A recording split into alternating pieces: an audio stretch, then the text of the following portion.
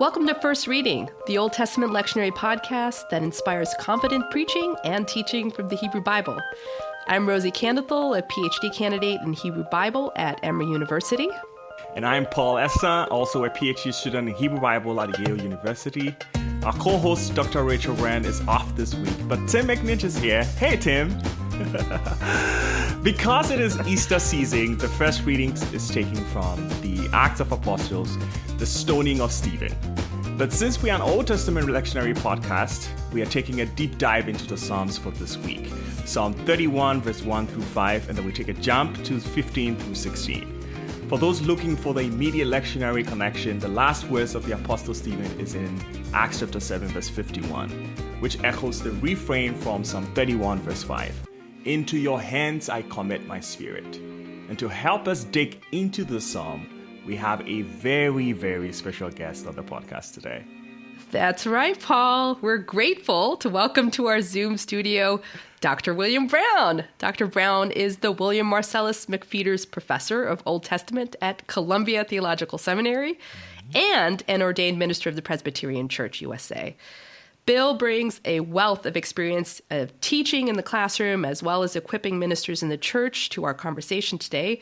He's also the author of several books which you may want to make note of, including Seeing the Psalms, A Theology of Metaphor, God and the Imagination, a primer to reading the Psalms in an age of pluralism, Deep Calls to Deep, the Psalms in Dialogue Amid Disruption, and he's also the editor of the Oxford Handbook of the Psalms. Those are just his titles directly on the Psalms, friends. Some of you may also remember using his Handbook to Old Testament Exegesis, which has become an Old Testament seminary classroom staple for many of us, both as students and teachers. So, Dr. Brown, thank you for joining us, and a hearty welcome to First Reading. Yay. Thank you, Rosie. Thank you, Paul. It's a delight to be here. It is. As one of your former students, someone you mentored into what I am today, it is a very good feeling to have you on this podcast today. We usually start with some background for our listeners to get to know you. And I wanted to ask you a question that draws some attention to your work with the Psalms in particular. Could you give our listeners some insight into how you have come to see the Psalms over time? How has your thoughts on these unique set of texts evolved over time? Thank you, Paul. And it is good to converse with you and with Rosie about the Psalms, and particularly Psalm 31. So I've been working with the Psalms for a few years now. And my interests in the Psalms have evolved over the years.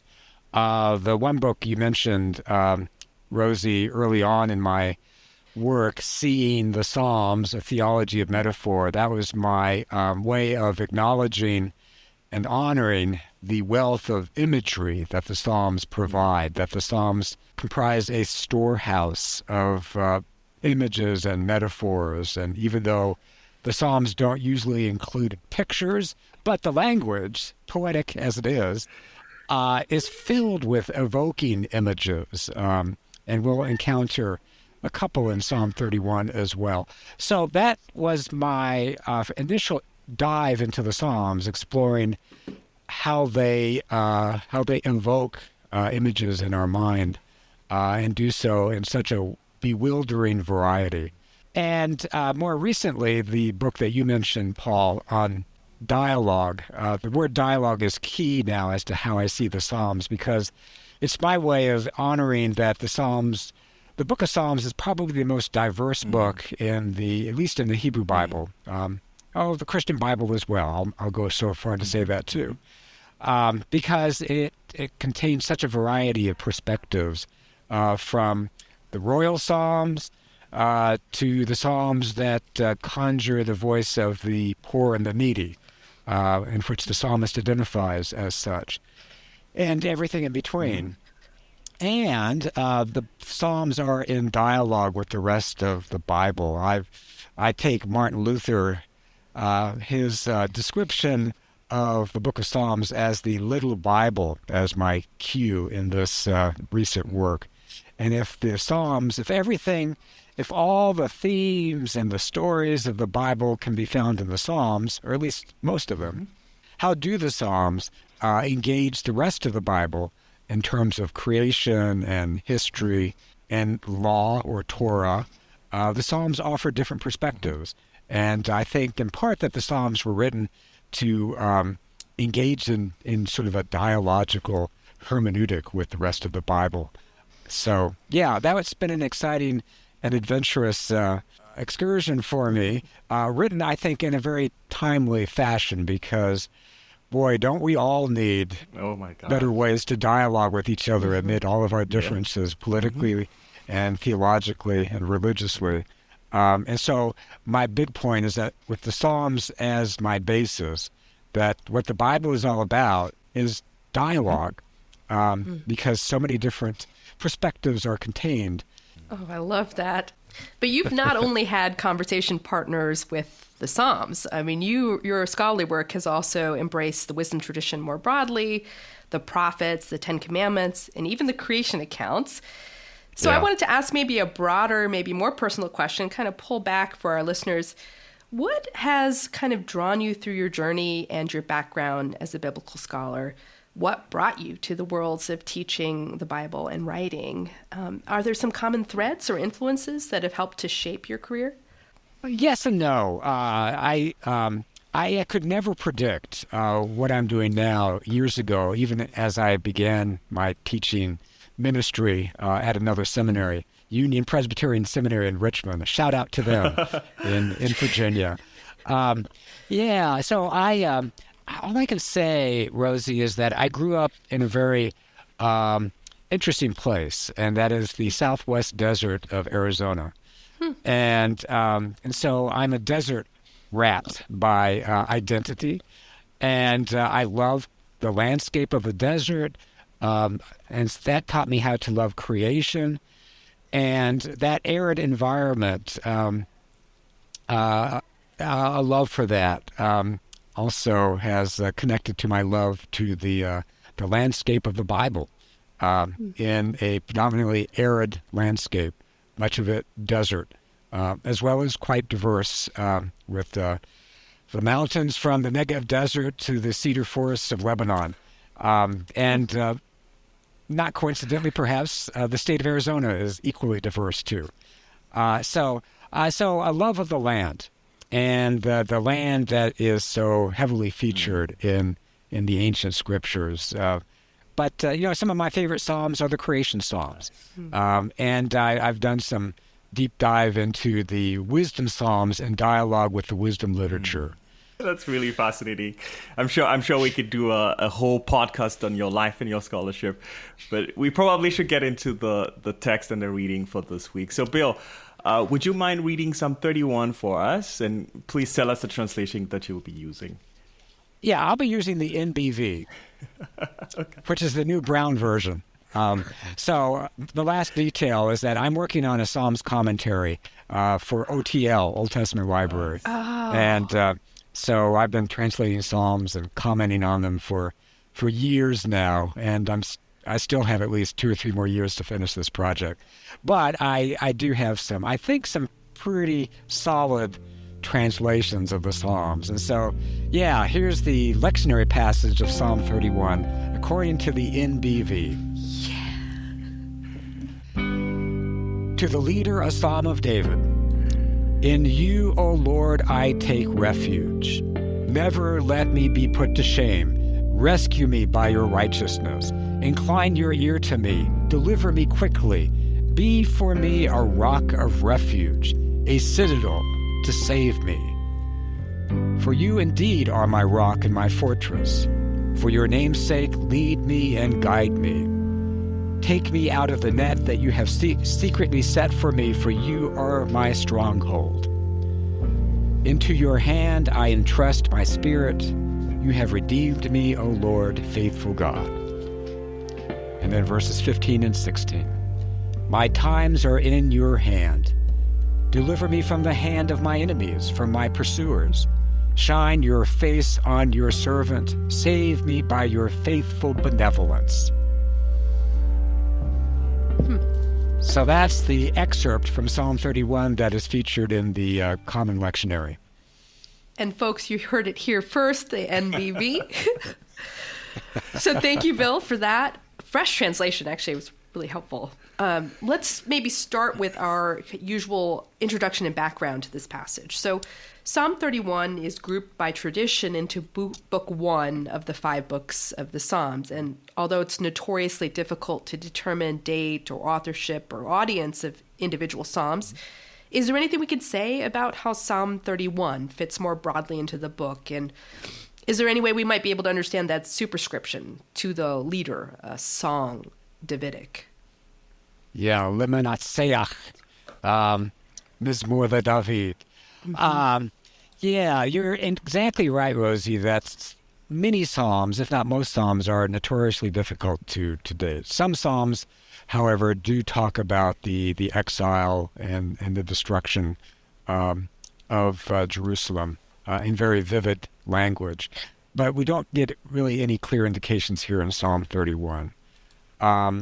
It does follow a very interesting psalm, Psalm 30, that is a thanksgiving psalm for healing.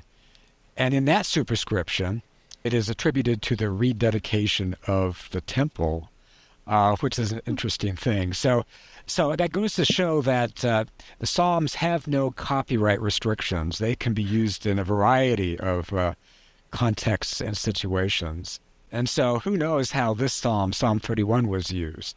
But it does seem to paint a picture of social conflict and strife between the speaker here and those whom the speaker deems as wicked, as their enemy. And of course, that's something that cuts across all historical periods, conflict. Yeah. So, but the fact that it is attributed to David, the superscription invites us to imagine David in this situation. It doesn't necessarily claim strict historical authorship on the part of David, because the Hebrew preposition can be translated in a number of ways. About David, regarding David, for David, to David, or by David, or of David. So what the superscription of the title claims is that it is, in some sense, Davidic. It has something to do with David. Whether historically that is true or not, that's just too difficult to determine, because there's nothing really in the psalm itself that would point exclusively to David.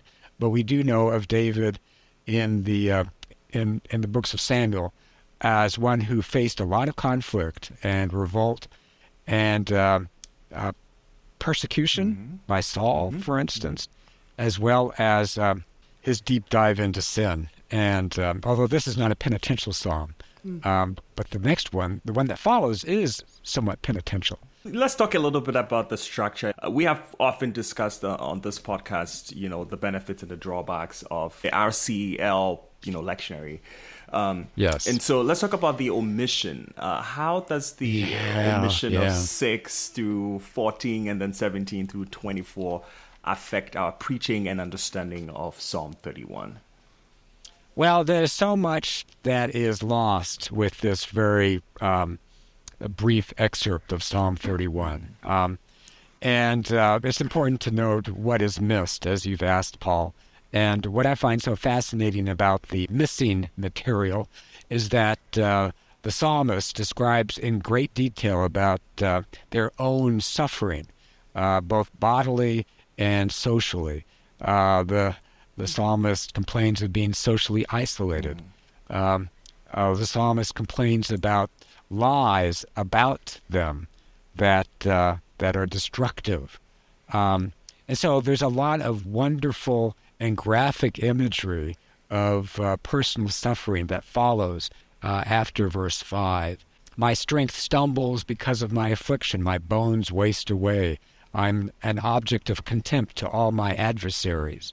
I am a terror to my friends.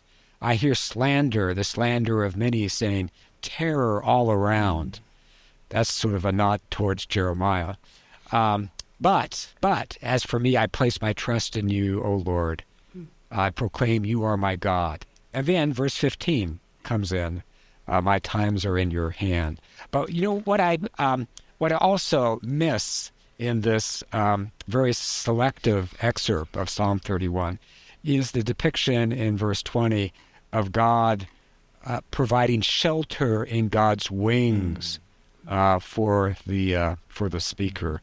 I've always been attracted to various images of God in the Psalms, and this one about God having wings is actually a somewhat prominent image of God, an ornithological image of God, which actually matches this repeated metaphor of rock and fortress.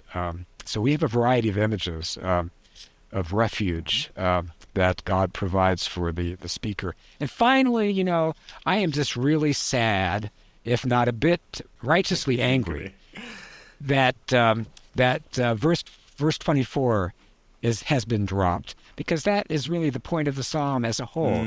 Be strong, let your heart be emboldened, all you who wait for the Lord. Right.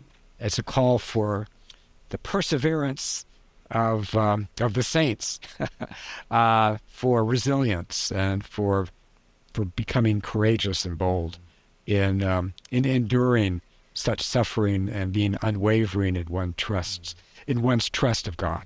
I agree. I join you in lament over the lost verses in Psalm 31.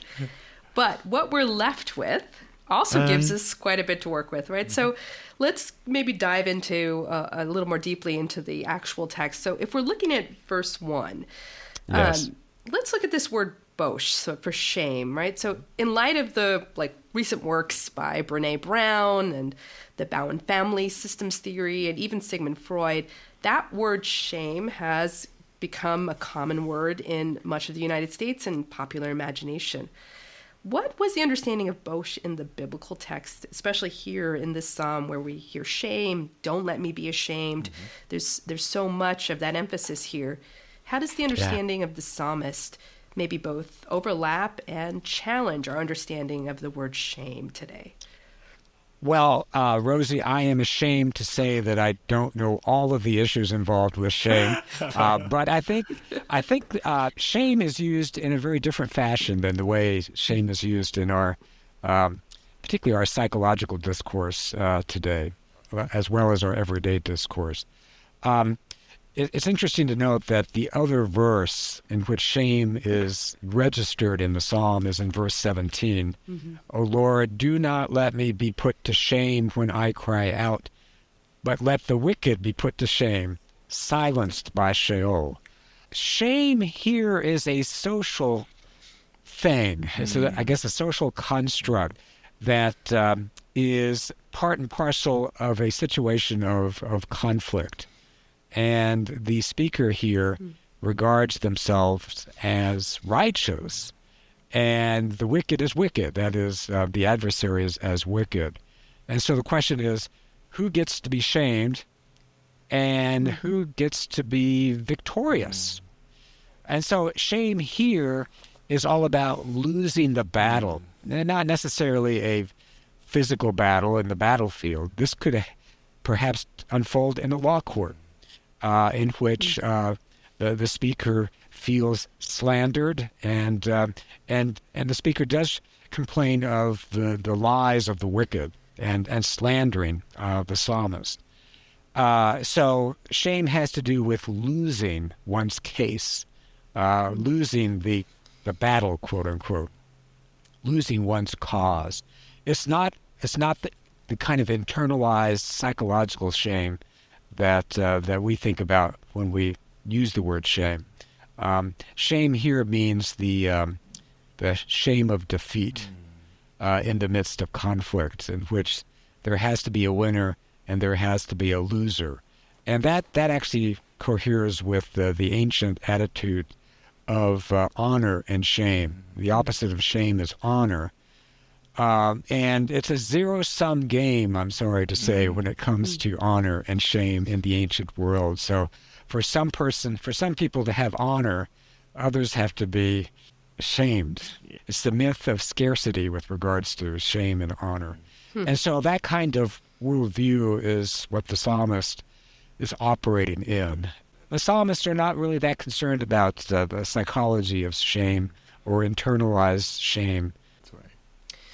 So verses 3 to 4 continue to repeat and kind of build upon this refrain of God as rock and fortress and citadel, ideas of safety and security, impregnability, as you've talked about, while also adding this plea of to pull me out of the net that is hidden for me. Could you maybe help us think through the poetry of this language and the way the psalmist might be using some of these images to build together and move us, the listener, towards something? Yeah, it's all about seeking God as refuge. And we actually have two metaphors operating here. One is the rock metaphor of God's safety and protection as refuge. And then the speaker then talks about being led and guided by God for God's namesake. So there's a little bit of a tension here. Is the speaker wanting to simply be stationed and well established by God's protection? Because there's not much room to move around within a fortified house. But on the other hand, the speaker is asking for guidance and leading, which assumes mobility out in the open. What many psalms refer to as the speaker's own path or way. That metaphor isn't used directly here, but it is implicit in verse 3. For your name's sake, lead me and guide me. And so I think that's where this reference to the net is pertinent. Take me out of the net. Free me from the net that they have secretly set for me, for you are my stronghold. And so as a net in the ancient world is used for hunting, a net maybe covering a hole for an animal to fall into. But I'm taken with, in verse 3, lead me and guide me for your name's sake. That is an intertextual allusion to Psalm 23.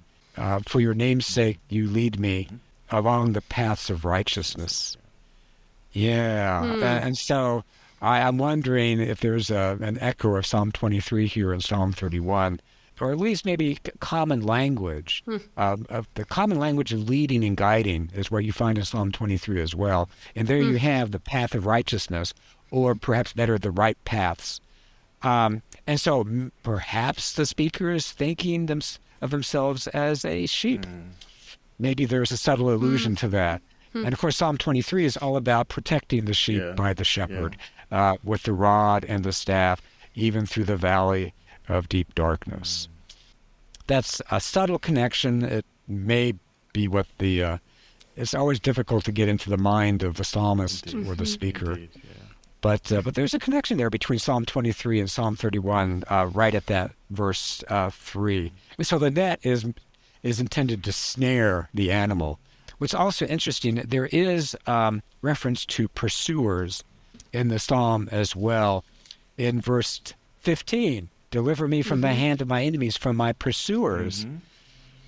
And if you read that also in connection with Psalm 23, that verb to pursue, vradaf, is found there at the end. Surely goodness and mercy shall pursue me all the days of my life.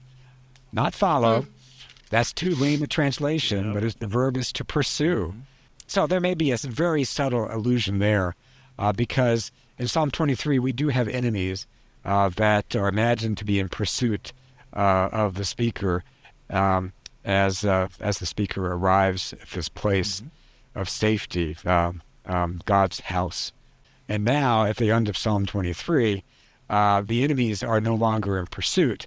They are there, perhaps separated from the speaker along this table at the end of Psalm 23. But now it is God's blessings that are in pursuit, which is really interesting for Psalm 23. But I digress. We're in Psalm 31, right? We are. Yeah. We are. Yeah, okay.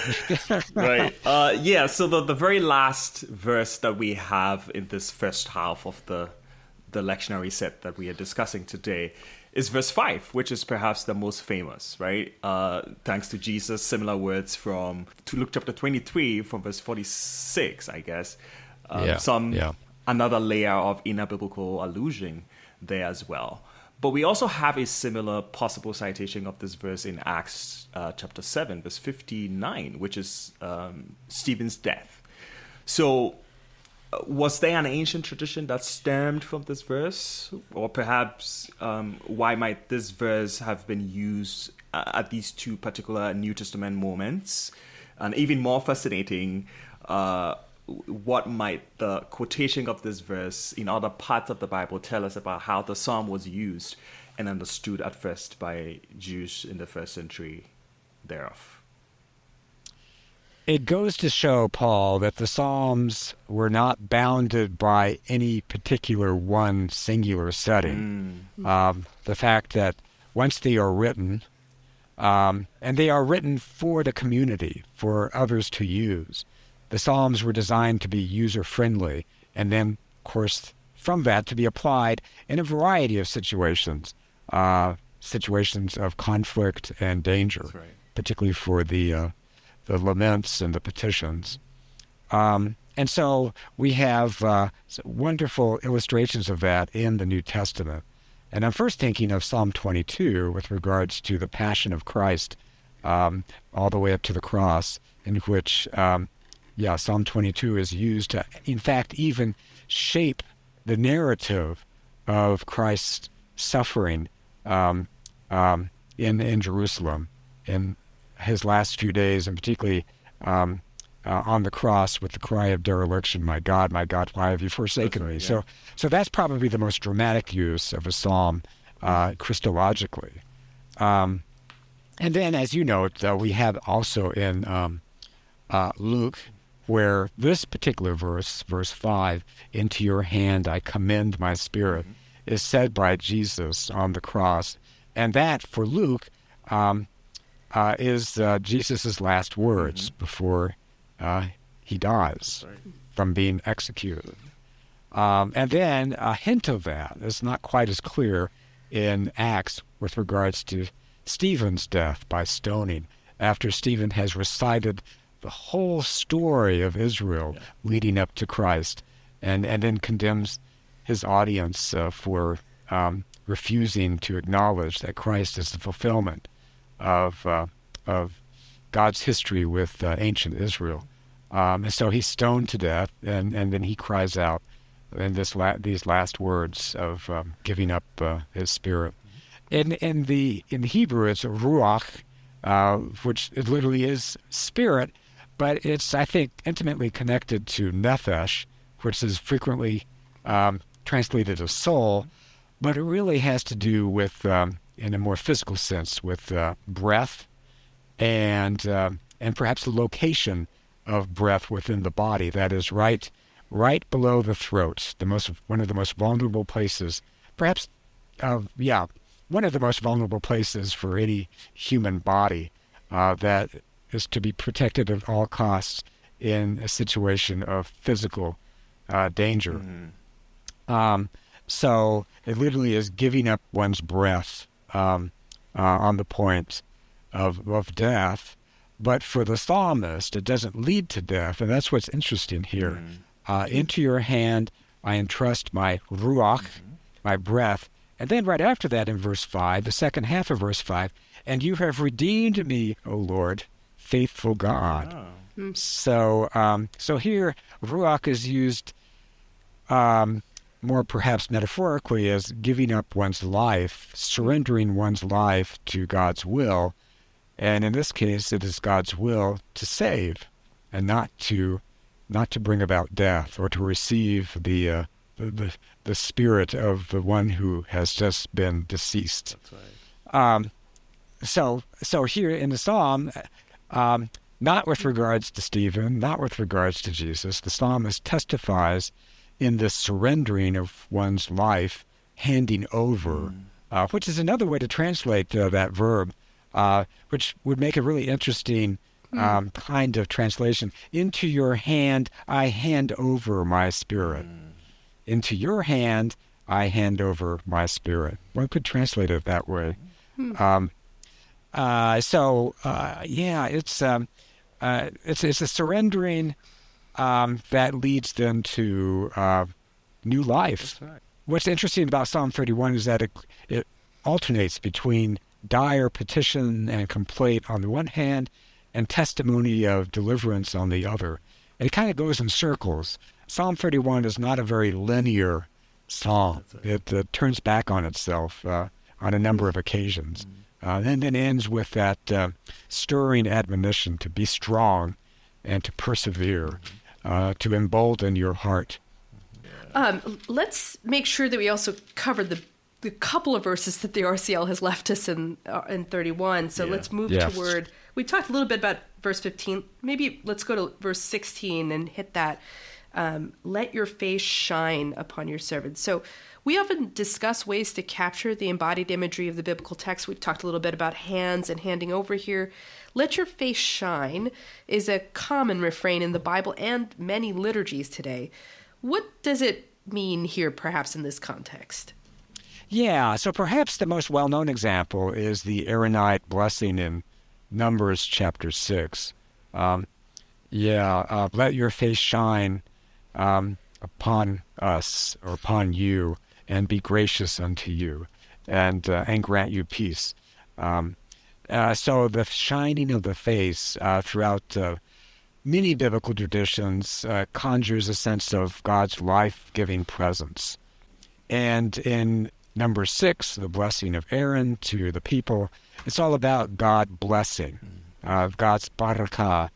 And that involves shalom and life and prosperity, all the good things that comes from God's shining face. And what's interesting in the Psalms is that God's face doesn't shine all the time.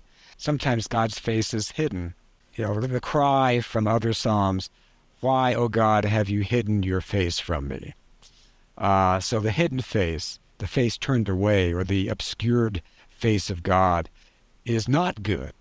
And in this case, the shining face of God is a good and wondrous thing. And the command here to shine forth your face on your servant is a plea for blessing, but within the context of Psalm 31, is also a plea for deliverance and victory over the speaker's enemies. Whoever they are unnamed.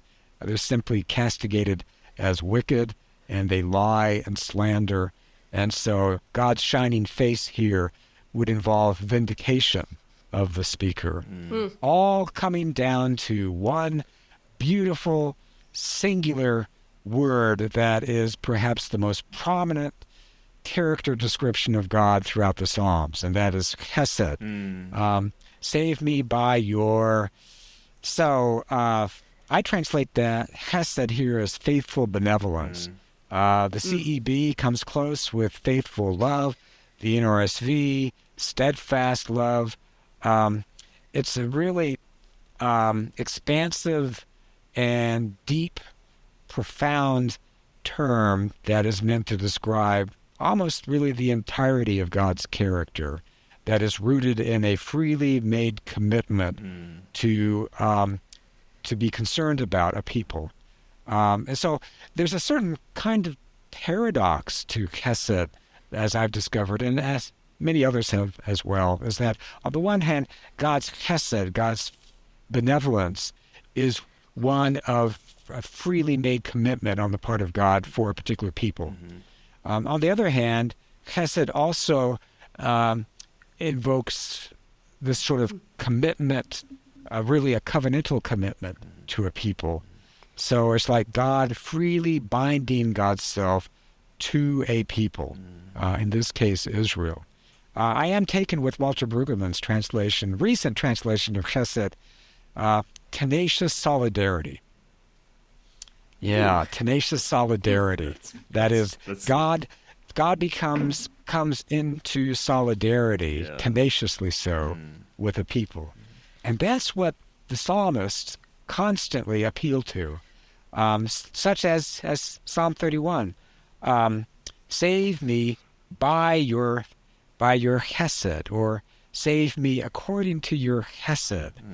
The speaker is relying on a certain character dimension of God that the psalmist finds reliable, The psalmist can depend on, count on, bank on, bank on for salvation, deliverance. But it's also, in a sense, by saying chesed back to God, the speaker is reminding God of God's true character. That, oh God, you are a God of chesed. And it goes back to that first, really, sort of expounding of God's chesed back in Exodus 34, when Moses demands to see God's glory. God says, you can't see my face, but I'll tell you what I'll do. I'll hide you in a rock on this mountain, Mount Sinai, and I will pass by. And when God passes by, God says, Yahweh, Yahweh, Lord, Lord, a God who is abounding in chesed. And so God's own self-confession at the mountain before Moses is a confession of chesed. And the psalmists count on that. That's why they appeal to God's chesed as almost, chesed is almost God, really, coextensive with God, so much so that whenever you have a petition from the psalmist, it's always, it invariably refers to God's chesed. Sometimes compassion, sometimes mercy. But it all goes back, it comes full circle back to chesed as the defining quality that exemplifies God's unwavering concern for a people or for an individual. And the psalmist here is counting on that. Hence, save me according to your chesed. That's right. Well, I want to make sure that we get a chance to address the preaching task at hand that many are probably listening for. I wonder if I could ask both of you, Bill, Paul, are there ways that you think, or ways that you might want to warn preachers that are less helpful ways of preaching this text? Are there, on the other hand, other ways that you might see this text preached particularly well? Maybe we could just open the conversation a bit for preachers who are listening and trying to prepare their own sermons this week. Well, I would say that the language of strife and conflict and danger, for me, speaks well to American society today. Polarized that it is, rife with division and conflict. Nobody able to see eye to eye with each other, whether politically, and of course, America's exceptionalism being awash with guns and all the gun massacres that have occurred last few years, and there just seems to be no diminishment of violence through shooting, and so we live in a place of danger in which there are different ideologies at war with each other. And so for me, that is a setting that I think the psalm speaks into, because the psalmist also feels in danger, cast into this cauldron of conflict and strife in which there are the wicked and there are the righteous. And of course, the psalmist counts themselves as a righteous one. This setting of the psalm assumes a context of polarization, of conflict. And so how to operate within that. The psalmist is not looking for dialogue here. I have to admit that. But the psalmist is looking for vindication of their own cause. And that cause is identified as a righteous cause. And so for me, the last verse of the psalm is most important, and that is to be strong and embolden your heart, all of you who wait for the Lord. That theme of waiting for victory, in a way that victory is not to be won by our own hands, but won by God, in which the cause of righteousness overcomes the way of wickedness. So I think there's a lot in the psalm that speaks to and gives language to the kind of conflicts that we find ourselves today. Yeah, so that would be my connection with contemporary context. Yeah. I guess for me, the early verses of the psalm reads a lot like prayer to me, right? And Yeah. thinking about people who may be in situations where they are weary, and in need of some of the words that the psalm evokes, like deliverance, like rescue, like safety, even. Yeah. Yeah. But they're so weary that it is impossible to even find the words to say a prayer or to pray to God. I feel like the psalm would come in handy by providing a template, people in situations like that. So I hope that for preachers out there, this will be the chance for you to lift up some of these words and offer them as options, prayer options, or prayer topics, or prayer templates that people could use and fall on and find the words that they need in prayer, especially for those who are weary. Paul, thank you. I would also add to that then, you helped me think through on another issue, which I think is so central to the psalm, and that is the notion of refuge. And so can the church today be a source of refuge for people That's right. who feel beleaguered and beset by violence and by conflict? Can the church be a sanctuary of safety and security? That's right. It's interesting that in verse 8, the speaker testifies for being set in a broad place, in a wide open place. That is a place of freedom. And so refuge also is freedom for the psalmist. Can the church serve that function? Not as a hideaway, not as a sort of its own enclave, but as a refuge that can bring the broken and the fearful and the persecuted together in a place of safety and sustenance and deliverance that grants freedom then for folks who feel that they have no freedom. I think that also helps connect to the New Testament reading from the Gospels, John chapter 14, where Jesus talks about the Father's house, so the place that I've prepared for you. Yes. So if preachers are looking for ways to create a conversation between these readings, I think there's something available in what you and Paul have both raised in this image of where do we find refuge or sanctuary or comfort, that broad open space that the psalmist longs for in the midst of being so tightly persecuted, pressed in. So this image of both the fortress, the citadeled city, and this broad open space remains like in tension within the psalm as well. So where do we find that space where life can flourish, where dialogue can actually happen? But then I also think about the stoning of Stephen, and that what is interesting too about what Paul has highlighted is there's no prayer from Stephen to be rescued from his persecutors. He submits. And so there might be something to think about different responses to conflict, different responses to persecution. Here the psalmist is modeling a kind of resistance, not a direct one, but in his prayer, asking for God to intervene, to change the circumstance. When we look at the stoning of Stephen, what I see is someone who's submitted to perhaps the inevitable end there, but still holding fast to his vision for the people when he says, I commend my spirit to God, but I also ask that this not be held against the people that are hurting me. So there's something there.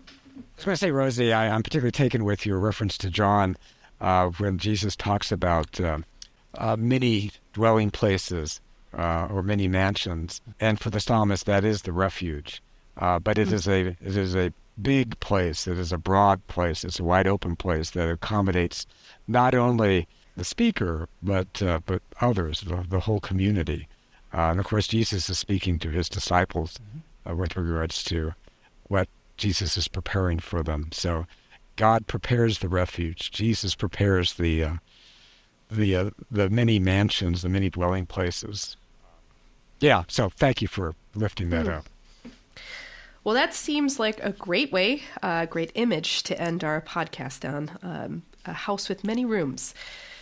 Bill, an honor to have you as our special guest this week, and thank you for being with the First Reading Podcast family today. It is my delight and privilege, Rosie and Paul. It's great to converse with you. Well, folks, that's a wrap. If you liked what you heard this week, there's plenty more over at our website, firstreadingpodcast.com. You can subscribe to the podcast there or wherever you listen to podcasts. We also post each episode on Facebook, so you can listen from there as well. And kindly share. If you have found this resource helpful, please consider hitting the donate button for firstreadingpodcast.com to help sustain the podcast with a one-time or recurring donation. You can also help by sharing the podcast with your friends and colleagues and strangers on the street, but especially with the preachers in your life. First Reading is produced by me, Paul Essa, Rosie Kunderthal, Tim McNinch, and Dr. Rachel Wren. Special thanks this week to Blue Dot Sessions for the music behind the reading, and thanks to you all for listening. I'm Rosie Kunderthal. My name is Paul Essa. Have a great week.